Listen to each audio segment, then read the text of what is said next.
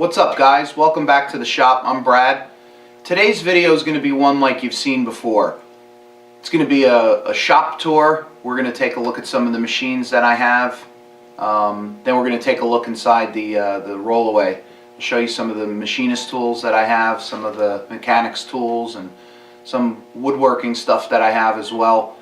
I always find it interesting seeing what everybody else is using out there, things that they find at flea markets, you know, tools that were passed down from their fathers or grandfathers or whatever. So let's go have a look and see what we got.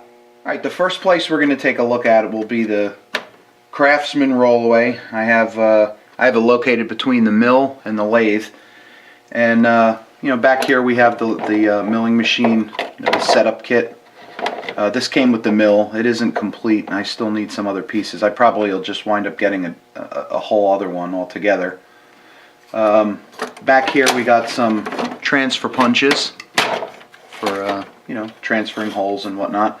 This is a splash guard that's mounted on a magnetic base. I keep this usually on the mill if I'm doing like fly cutting or whatever. It keeps the chips at bay. Here's your normal set of letter punches, always good. I got these, actually these were, my dad gave these to me. Passed down from generation to generation. Here's a can of springs. Anytime I see a spring, I just throw it in the can. I'll put this up here. Here is our micrometer stop for the South Bend lathe. This here is a little tiny model drill press. I made this in machining class back in 1989. Kurt ain't got nothing on me. And again, from my machining course, for all my heavy heavy pressing and whatnot, I have this ultra heavy duty arbor press. Now this was actually a pretty fun project to make. This was our thesis, if you will. This is what we had to make at the end of the year in machine shop technology course. I mean, you know, it was pretty cool. We had to use a dividing head, and you know, we learned about trig to cut the gears and stuff. So that was a fun little project. Tried and true. Got some Dykem. This is a cat head that I made for a barrel job that me and a friend of mine did. He rechambered, I forget exactly what caliber it was, but he rechambered one of his barrels, and we made this. So this goes on the back of the lathe, and it helps to support, you know, through work, barrels in this case.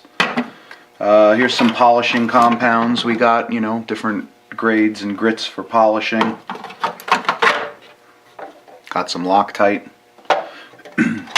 These are various little machining C-clamps for different operations. I used these actually too, these small ones, to put my metric dials together.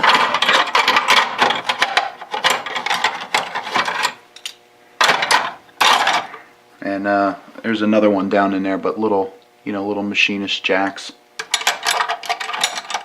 Calculator. I got some extra bearings here. This was for the Bridgeport, when I was redoing the Bridgeport. Some various fasteners and different things here. Alright, let's take a look at the first draw. So here we got a little compass, soapstone, some little feeler gauges here, various feeler gauges. These came with the metric dial kit. I got some parts from a broken micrometer, different little bushings and whatnot. Inspection mirror, X-Acto knife, 2 X-Acto knives. These brushes right here, these little tiny brushes is what I painted most of my lathes with. Most of the smaller castings, I should say, I painted with these brushes, and actually mostly with this one. They're small enough where they leave a really nice finish and actually look sprayed, so very good little investment there. we got a Starrett veneer. This is a 12-inch, even though it goes to 14. A lot of people think that it's a 14-inch, but you know, you could only measure realistically up to 12 inches. So great eBay find. Got it at a good price. It was very, very rusty. You could see all the markings on here.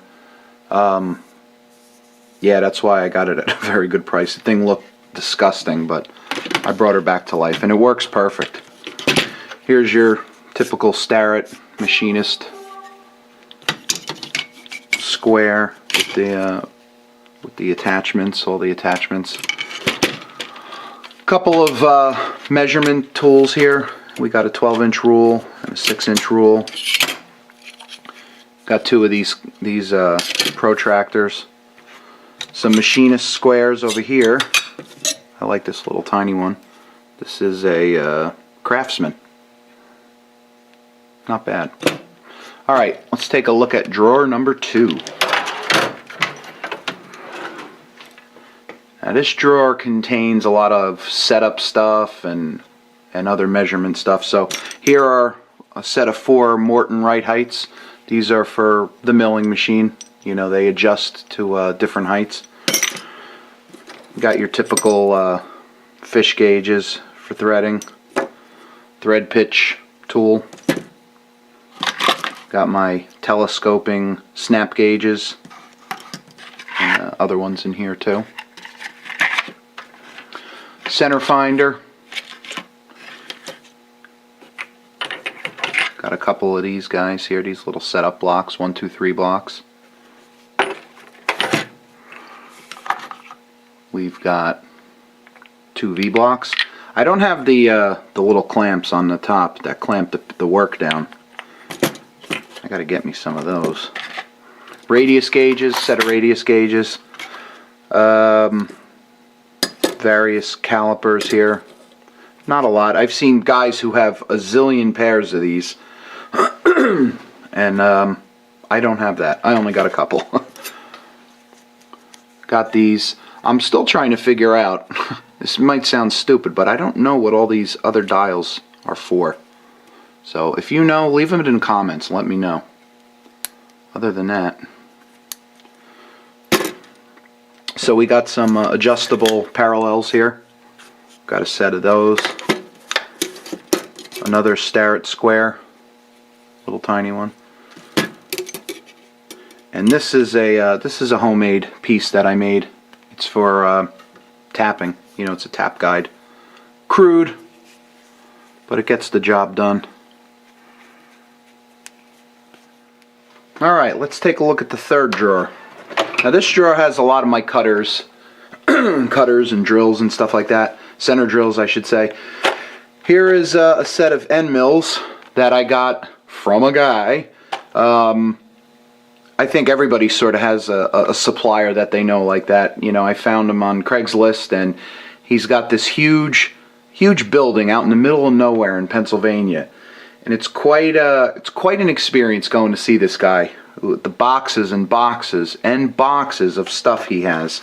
So got some end mills here. Got some other end mills here. Smaller end mills.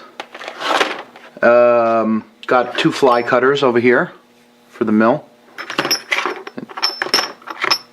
Another smaller one here. Got an arbor for a shell mill. Don't have the shell mill yet, but got the arbor. This actually came, I bought a set of R8 collets for the mill, and the guy was nice enough, I forget who he was, but you know, he included this in there. He threw that in there for me, so thank you. I got some inserts here, but I don't have an insert tool, so one day I might get, you know, I might get one. In fact, I sent a note out to Adam Booth. You know, you guys know him as A-Bomb79, asking him for some advice on insert tooling and stuff for the South Bend 13. So in some upcoming videos, I'm probably going to explore that and let you guys see how I make out. Over here is a set of various boring bars. Here is a Here's a threading tool. This is the A.R. Warner. Let's see if you can see there. No, there's no markings, but this is A.R. Warner. They're out of Pennsylvania too, Latrobe, Pennsylvania, and they make these great little high-speed steel inserts and tool, you know, all kinds of various tools and stuff. So this is their internal and external threading tool, and fantastic. I can't say enough good about it. Here's various high-speed steel cutters, tool bits and stuff. You know, everybody's got a box or a collection of these. Got some stones over here, carborundum stone, some Norton stones. Got a tapered round stone. In here is some specialty cutters. These are the ones that, you know, every time you buy a piece of machinery, you always get these like laying in a drawer. These are all the specialty stuff that some of the guys have ground for different jobs, so I keep them. Let's see what we got in here. I don't even know. Oh, we got some carbide tooling. I'll keep in there. I got to get me a carbide grinder so I can freshen those all up. Over here is Woodruff key cutters. Again, I got them from the same guy who gave me all these. So these are some Clevelands. Real nice. These were all brand new, but I took all the coating off of them. In here is a Arkansas stone, a buck Arkansas stone. Got some cut-off blades here for parting. Slitting saw, my only slitting saw. I have a video that's going to be coming up where I make an arbor for this because I don't have an arbor for it, but it's just a regular 1/16 slitting saw. Now that I have a nice dividing head, I'll be able to use this. Various center drills. Some more center drills here. Union Butterfield. More center drills. And a whole bunch of these boring bars for like a lantern style holder, you know, boring bar holder. But you could put these inside a regular Aloris type as well. So we got those there. All right, let's take a look at draw number 4. All right, here's all the indicators. This is the goodies. All these indicators except for this one, this set right here. This is, you know, your plunge type. The plunger back. I forgot the model number of this, but these are just beautiful. These Starrett. Hope the camera's picking all this up. But my dad gave me this set. It was the first set that I ever had. And then the rest of them are all just eBay buys. You know, we got this one, 1-inch dial indicator. This I use right with this little holder. This is for 4-jaw setup. Put that right in the tool holder, and you're good to go. So I like that. Here is this is a Starrett indicator that goes down to tenths. Whole little set. And I got some various, you know, last word. I got this little Federal indicator here. Got a Brown and Sharp best test. These are actually really nice. I got this old Starrett tenths indicator, but the crystal is loose, so I have to send this in and see if they'll fix that. They could fix it, or one of the companies. I think there's Long Island Indicator Repair. I don't know if I'm saying the company name right, but anyway, we got a Machinist level here. I use this to level my lathe. Got some various indicator parts here, accessories, another mag base, some stuff here. This guy right here is an RPM tachometer, and again, another eBay find, really good price. Whole set, made in Switzerland, and this is a Hasselburn And of course, the Starrett one, another tachometer. These are very accurate, believe it or not. I mean, this gets the same results as this one. And of course, no milling machine is complete without an Indicol.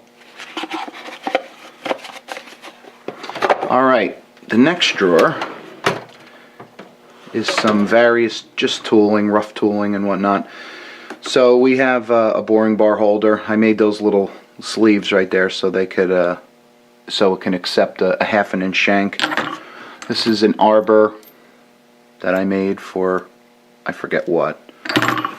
This tool is nice. This is you put this in your tool holder, and if you're putting like a very thin, think like a washer type of work inside your chuck, so it doesn't wobble.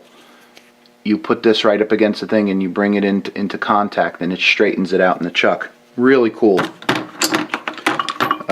This part right here I made. I didn't have a spanner wrench, and I needed to take out the spindle for a South Bend pedestal grinder that I'm restoring, so I kind of made this little specialty tool, and it worked perfect. Was able to get the spindle out. Here we got a set of just lathe dogs. Turret holder. Actually had one of these before and it broke. Something was the matter. It was jammed in there, and I tried to get it out of my tailstock, and it went across the room, and it bent and jammed, and it got burred up. So I found another one on eBay, and I picked one up. We got an Albrecht chuck, for however you pronounce it. We got a Morse Taper 3 tool holder. I think it's a Jacobs taper on here. And then this is my most recent acquisition. This is an Eagle Rock knurling tool. Now Eagle Rock, the actual company, they're pretty close to me out here in eastern Pennsylvania, and they make a really fantastic tool. This thing is high quality, and I went right to the place and picked it up and spoke to the guys who made it. So pretty cool tool, and another video is going to be coming up where I do some knurling.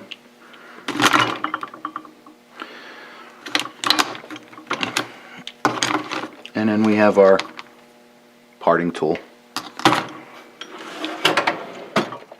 Alright, moving on to this lower drawer here is all my micrometers. Now, I don't have a whole slew of micrometers. I have pretty much the basics. First thing here is a Mitutoyo digital caliper. It's solar powered, so it never runs out of juice. I like that. My dad gave me this. Regular dial indicator, Starrett dial indicator. Pretty nice. I use this a lot, actually. We got a normal Starrett mic, one inch mic. I got a Starrett 1 to 2, and then we got a 2 to 3. I got 2 depth micrometers here. One is I don't know what you would call that, a half. I don't know.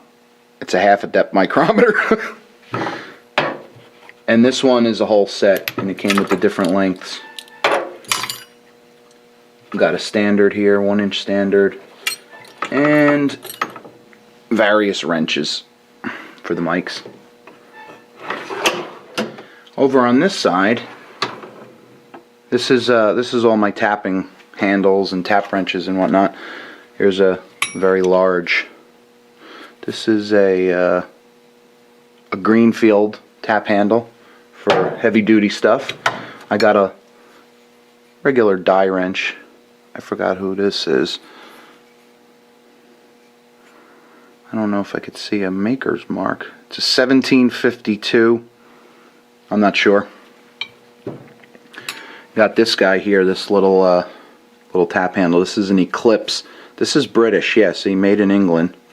This is pretty nice. It's nice because it's flat if you're trying to tap in limited space on the mill. This has come in handy plenty of times.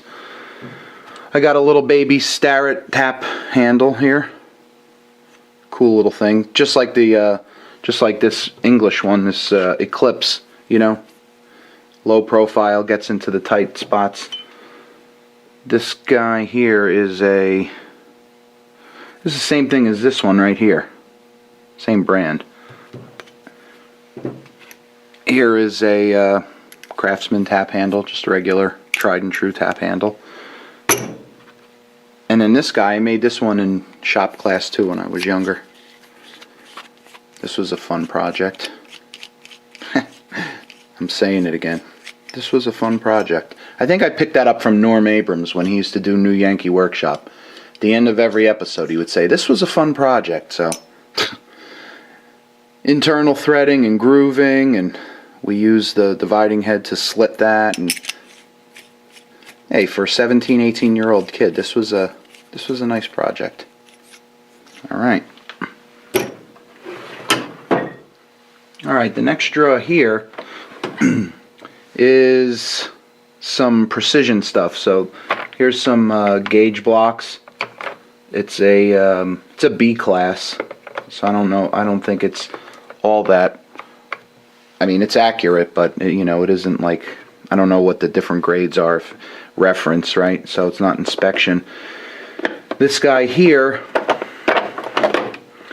is it's a small set of angle blocks, you know, for setting things up on the mill and whatnot. I just got these recently, about a week ago.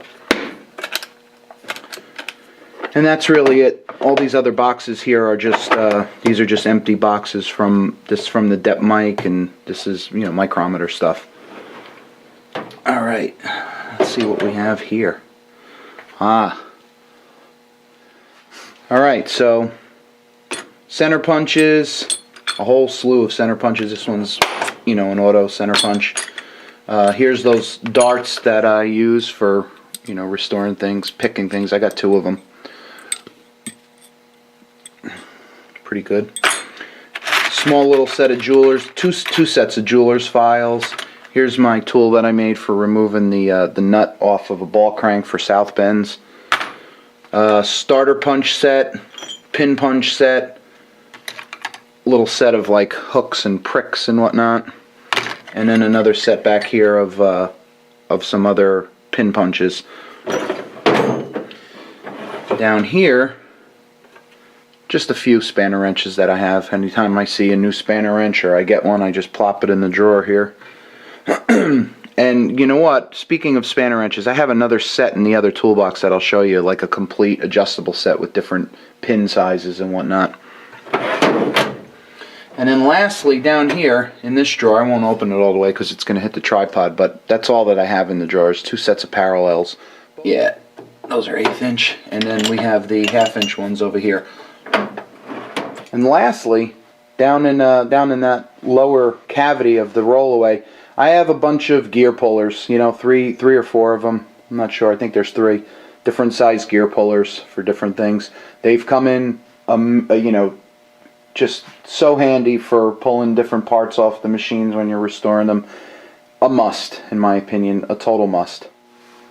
Alright, the next box that we're going to look at is my bigger rollaway. This has more of my mechanics tools and other stuff inside. So top drawer here is a various display of screwdrivers.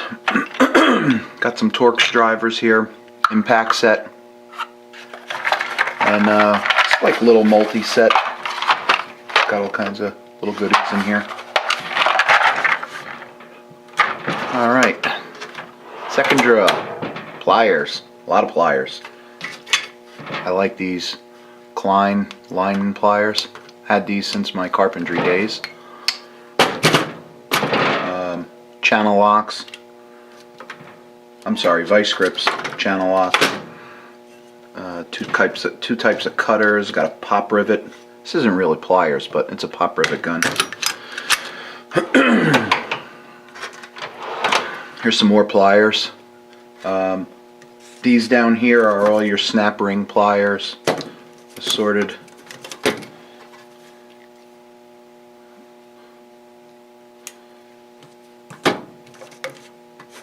Got some flat bill pliers here, some needle nose, got tile cutters, little tiny crimpers. Alright, this guy right here. This is for HVAC, like putting little perfs around round tubing. Alright, the next drawer here, we have two retractable screwdrivers. Some call them Yankees. These are from my carpentry days. This is a this is a Stanley Yankee. And this is a, I don't know, just some no-name brand. Torque wrench. Another torque wrench. A third torque wrench. Strap wrenches. Now this one is a rigid. I got this at Home Depot. Good for small jobs, small diameter work. It's a cloth strap, but it feels like it's got some kind of either plastic or some kind of tacky material in there to help grip it. Whereas this one has a huge strap, really long, as you can see how long it is. This is good for, for bigger pieces. I got this when I was doing the Bridgeport, restoring the Bridgeport. There were some pieces that needed a strap wrench. And now here is the multiple end spanner wrench. This is OTC. That's the brand, OTC. So it's, it's got these holes in here, and it comes with a set of all these different type. Let's see, you can see that different type, different sizes for the spanner wrench here. Pretty cool tool. Used it a ton. All right, and here is. Oh, this is my Dremel. Little standard Dremel, and a set of ends and accessories and attachments and stuff. Kind of like a wasted drawer, if you ask me. But all right, next drawer. Now this drawer is in the lower part of the rollaway. So in here is all my sockets. I got a different drive size and metric and regular American inch. This is a little SK kit. This was my dad's, but not the original box. I just found a box to put it all into. Nice little kit. Alright, the next drawer. We got ratchet handles, a couple of assorted box wrenches, some breaker bars, and extensions, all different sizes of extensions and whatnot. Alright, moving on. We have wrenches. Nice set of standard wrenches, Craftsman. Big size, all the way down the little size. Some really heavy duty ones here. This is 1.25 inches.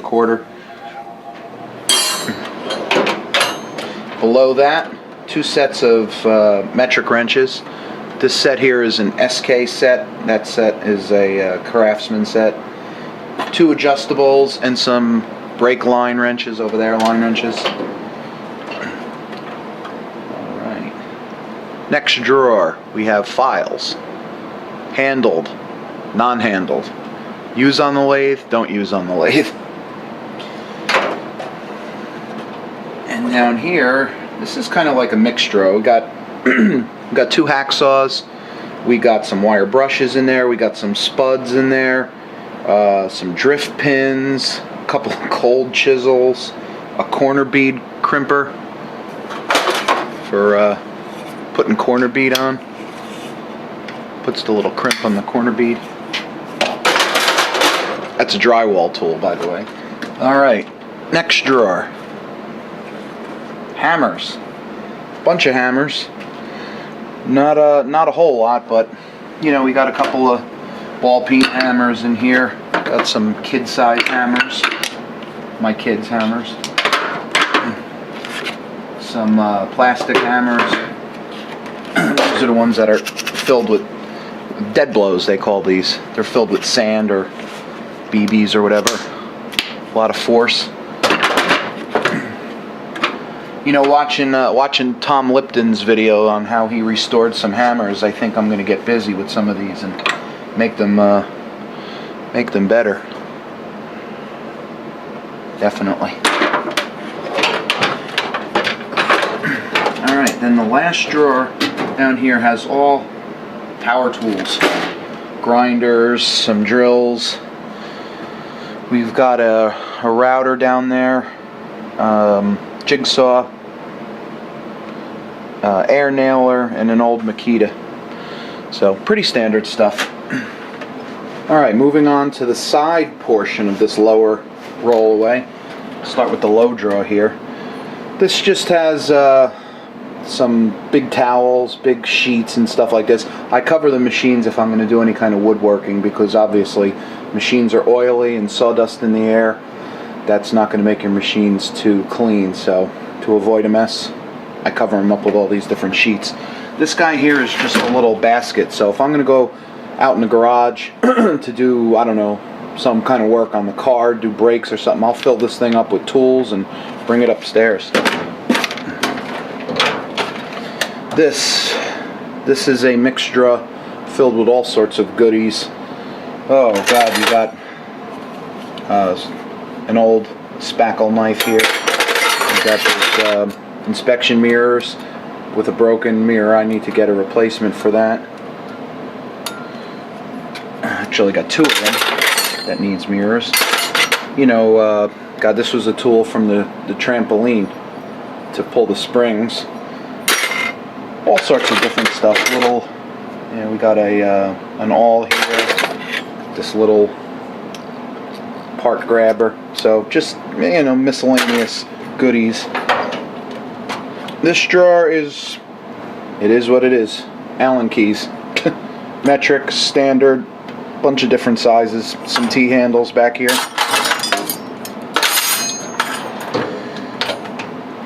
Alright, this here is some tools for the lathe. This is my dog driver. And that's a faceplate for the lathe. I need to get some studs, obviously, like this has, to get that working. But yeah, future.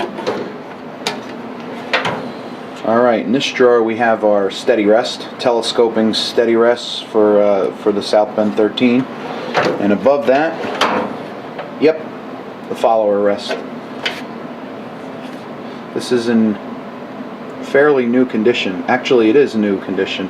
This was a new old stock piece that I found. And, you know, paint's a little, got some wear on it or whatever. Probably bouncing around from milk crate to milk crate and shelf to shelf. But this is, yeah, this is pretty much a new item.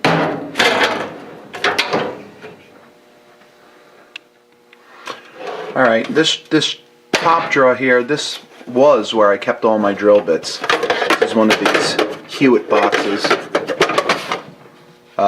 But I have a drill cabinet now, like a master drill cabinet that has everything in there. So I just have this box here. This one has some wooden drill bits with the pilot points on them. Super sharp. I got all these drill bits from the catalog Lee Valley. They make a lot of nice stuff and have very good prices. And these are some over here. These are just some bigger drill bits, wooden drill, you know, wood drill bits.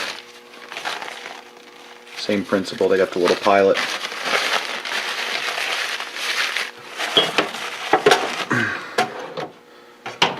All right, in this drawer we got some pneumatic stuff. Got an air wrench. Whoop, whoop. Complete sound effects.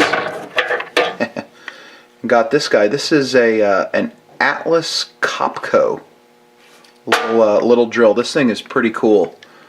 Works really good. Good quality. And I just got some I guess these are moisture removers from airlines. And the last drawer is some woodworking stuff. Nothing too exciting. Got a coping saw, a couple of bevel gauges here, I got a burnisher here for if you sharpen scrapers, you got to burnish them. So I got that, and got a little brace here, and some like woodworking drafting supplies over there, like angles and protractors and stuff like that. All right, let's go and let's look what's in the top here now. Here we got stuff for screw guns, little ends, different socket drivers for self-tapping screws and stuff. Stapler, riveting, huh? Got a couple of torpedo levels, tape measures. This guy right here, this bolts to a South Bend lathe, and it extends the V-way out, so you could put your micrometer stops on here if you have to move it back further. It basically provides a little bit more room to put your stop for real close-up work. This guy right here, this is a pulley cover. This one's made out of cast iron though. I plan to strip the paint and put this on my lathe right now, because the one on my lathe right now is aluminum.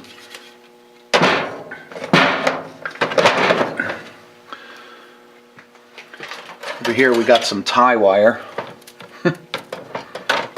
Now, this stuff used to be full-on rusty. I mean, just flaky, dusty, rusty. Evaporust. About 4 hours, and this is what it looks like when it comes out. And we got a respirator. 2 levels back here. Stapler. And this is called a jackrabbit, and it's really for pre-drilling holes in wood. When you're doing woodworking, you pre-drill holes, and then you slip this off of a screw bit here, and then you could screw things in. So you could pre-drill, take this off, and then it exposes the bit to screw your parts together. Good for like cabinet making and stuff like that. And then over here we got these 2 tools. This is a battery terminal cleaner and a little plumber's copper pipe cutter. So that's it for this box.